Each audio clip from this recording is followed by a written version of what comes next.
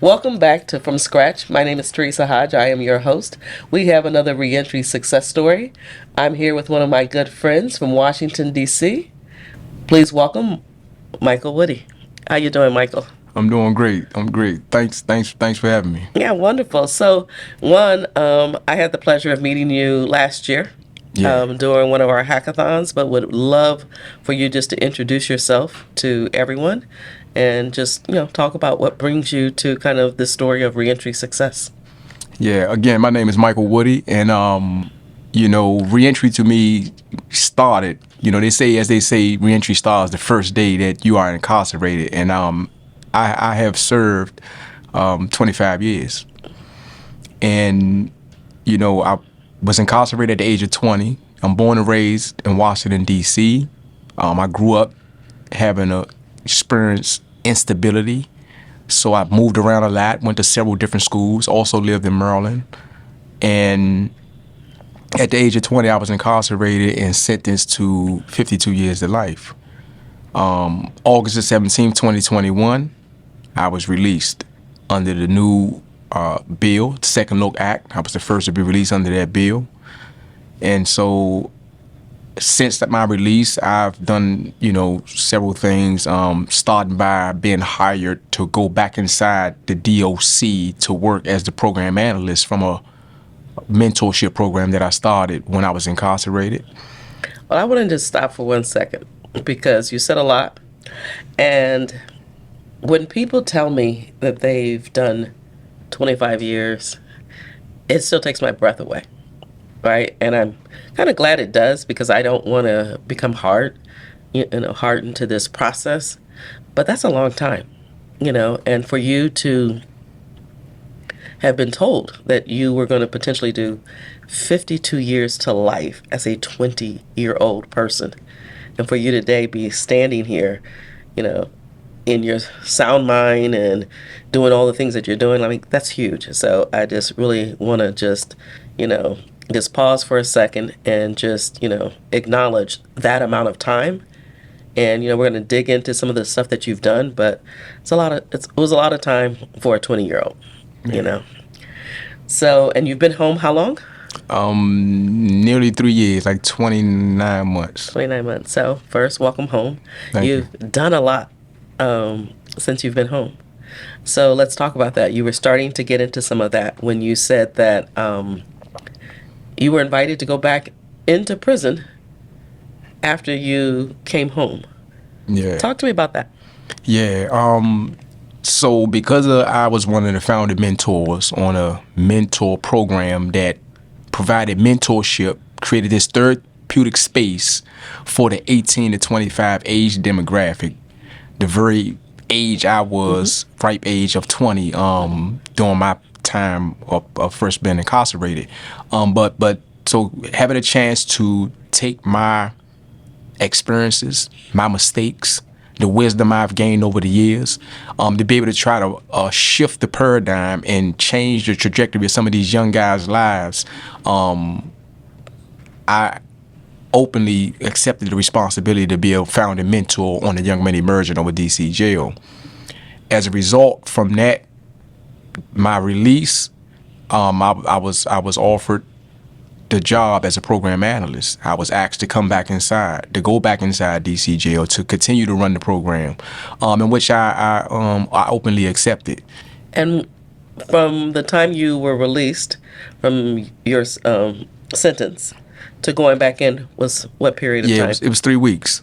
So 3 weeks after you were released from prison, after serving 25 years, you you were being paid to go back in.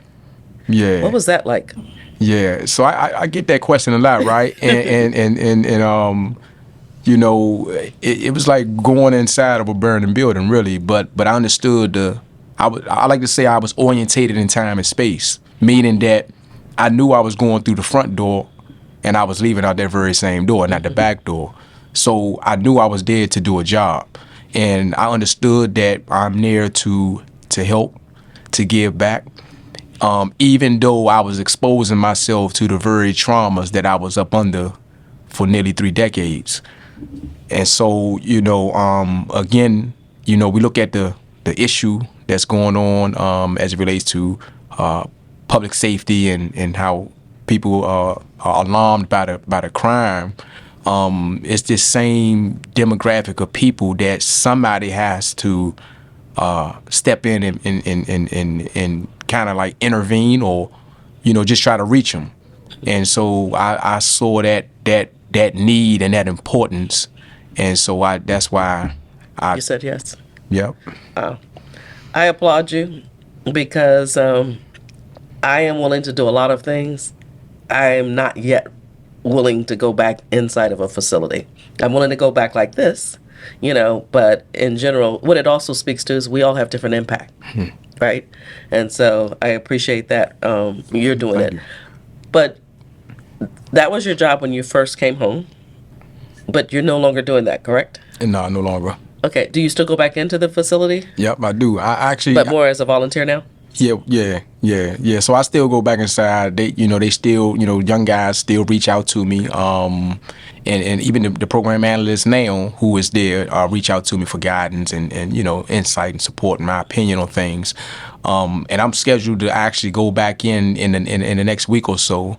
Because I'm kind of overdue, my presence has been requested, but I'm gonna go in and share the latest to the young guys and try to uplift their spirits and motivate them, and they always telling me that my name is still ringing, so they, then there's so many pictures of me, from the things we were involved in before and after. That means before my release and then after my release as it's working inside. So they still know, okay, yeah, Michael Woody, one of the founding mentors, and so I got to go back and pay them a visit. Wonderful, wonderful. So talk to me about what you're doing now. Yeah. What's the work what are you working on? What are you doing now? Yeah, so one of the things after I left working inside DC jail, very briefly, I was working with an organization called Negotiation Works, teaching negotiation theory, and dealing with some of the same demographic of people in the sense that it was they were either dealing with periods of incarceration, women who experienced domestic issues, homelessness, and so it was being taught at multi-site locations. So that was a fulfilling job at the time, and it served its purpose. But I got these entrepreneurial ventures that's more aligned with my creativity, and ultimately that's something that I had to pursue.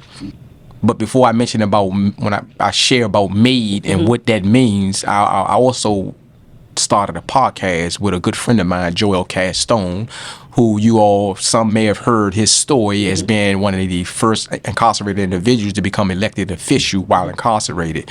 And right now he's waiting for a decision to be made that he'll be the first individual to sit on the Sentencing Commission in D.C.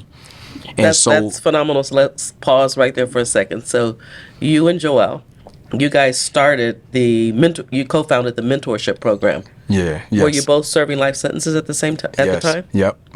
So while you guys were in prison, you started a mentorship to help other people, and then somewhere along that journey, you guys started supporting him, and he ran for an elected office ANC in D.C. Yep.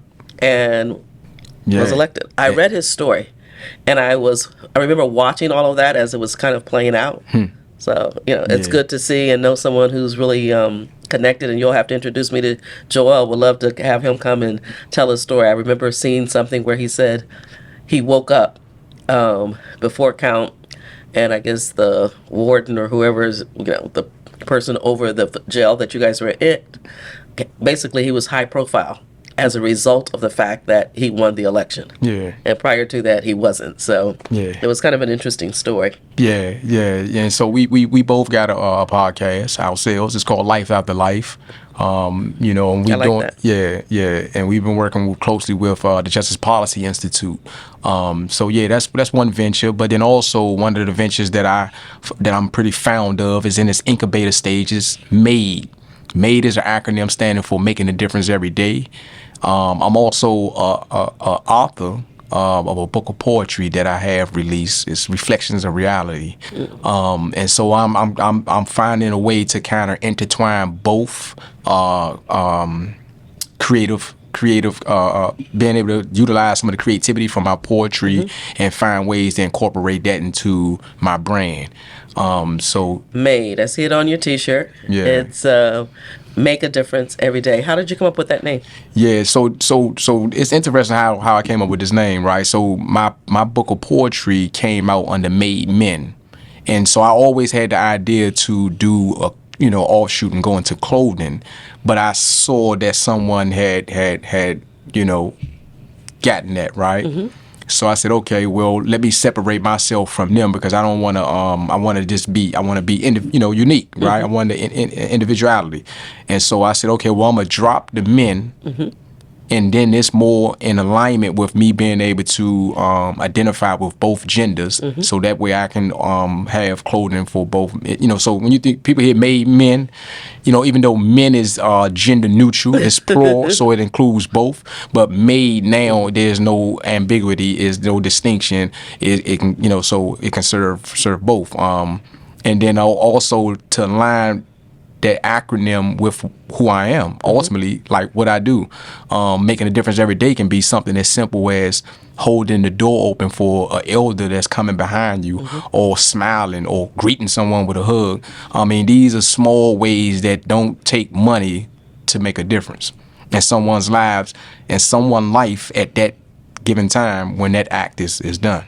So that's kind of like the mantra. But then I also making a difference every day entails understanding that service is the rent you pay for the space that you occupy while on this earth. So that's really the embodiment of what making a difference every day is about. Yeah. Well, people have to go over to another episode with you where I've already said you were a philosopher. Yeah. So, Yeah. you're just bringing it all together. You told me that you were a bookworm and everything, but I can really hear who you are coming out now in this creative space that you have found with Made, making a difference every day. And, 100% what I feel like is you're definitely doing that. When you talk about just even small gestures of opening a door, people will remember you just, because of how you made them feel in that moment, that you took the time to do something generous. So what phase are you in with Made? And, what are you looking for? What do you need? Yeah, so ultimately my goal is to do a casual attire. But I know I have to start somewhere. So I want to, in order for me to transition from, so I'm not going into like urban. I'm doing more so like they got casual kind of hoodies, fleece hoodies. Of course, t-shirts can kind of be interchangeable. Are you selling them now online? Yes, my website is still being built. Okay. It should be done within a week or so, and then I'll have some available pieces from varsity jackets, the windbreakers, hoodies, and things like that to start off with before I expand the collection to more casual attire. Okay. Well, one of the things that might offer to you is I have some insights into business accelerators and how some of that stuff work in entrepreneurship. And so I'm going to tap my network for you. So just reach back out to me. Okay. And I'm going to make sure that I connect you with some folks in DC who can kind of help you take that next step. Yeah, I appreciate it. Yeah. So talk to me about, what does success look like for you? Success, I think that anything that you take the initiative, you set a goal for yourself, you have an objective, and if you reach that objective, that's success. And if you're content, then that just that further magnifies or defines what success is. And I anything that you set your mind, that you set out to do, that you set your mind to, and you accomplish it. I think that's a simple definition to me of what success means. And as long as you're content, so it can vary on the scale, from small to big, and it varies from person to person. So a year from now, what does success look like for you? Success for me in the next 365 days. Or 366. I'll give you an extra. Okay, yeah. My aim is to continually fully working remotely, in order for me to truly experience the different spheres of life that give me that wholesome, that wholeness.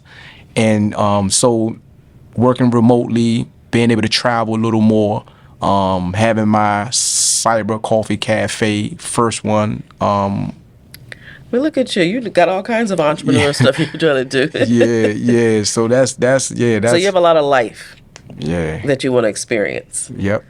Do you think that, well, you've been home for a short period of time, less than 3 years, and not everyone's going to come home and, have all of the accomplishments. I won't say success, but just, accomplish all of the things. But for me, I believe if you come home and stay home, that is success. I had a girlfriend when I was incarcerated. She used to always say, it was a group of us sitting around talking about all these amazing things we were going to do. And she's like, I'm doing none of that. I'm going to go home. I'm going to get a job making about $15, $20 an hour. It'll work with my life, my lifestyle, this, that, and the other. And she's come home and she's done that. And she has stayed home for over 10 years. That is success. And I think that's so important that as we're inspiring people, we don't want everyone to feel like they got to come home and run through a wall. Because even that comes at a cost to us, right? I mean, it's a lot of work. But, just for people who are sitting in prison today, they're listening to this podcast. Can you just take maybe 30 seconds, 45 seconds, and just, speak life about what lies ahead, especially for, men and women who might have a long sentence, and they don't see the light at the end of the tunnel? You are a person 100% who knows what it's like for somebody to give you 52 years to life and then to be released, after 25 years. So, what would you say to offer a word of encouragement to someone? And if you don't mind looking at the camera and just talking directly to them. Yeah, I'll share a quote by Paulo Ferreira, who said that it's imperative that we maintain hope even when the harshness of reality suggests the opposite. And I stand here as a living testament that faith does move mountains. And not only was I sentenced to 52 years of life once, but I was sentenced to 52 years life twice. Because when I had my initial resentence, I stood before that same judge who sentenced me 23 years prior. And this was all before the actual second look bill went into effect. So my advice is that where you are now, what that judgment and commitment order says, doesn't have to be your lot. But what I do know is when you change the way you think, you change the way you see, you change the way you act, and you can change your world. So just because you have a sentence that says one thing, that doesn't mean that's going to be your lot in life. And just maintain that hope and work towards the outcome that you want to see. Because that's the very thing that I done, where there was no light at the end of the tunnel. I didn't know what the end entailed. I couldn't see across the span of nearly 3 decades. But I live in the moment daily, and I got better daily. I made every day putting forth effort to become a better version of myself. And like I always like to share, that your character will take you places money can't. Making a difference every day. I feel like I really get this message, just even with the way that you ended there. And so grateful. Truly, you are a reentry success story. And what I know is your best is yet to come. I'm super excited to engage with you now and looking forward to what's next. Thank you. Thank you. Thank you for having me. Thank you.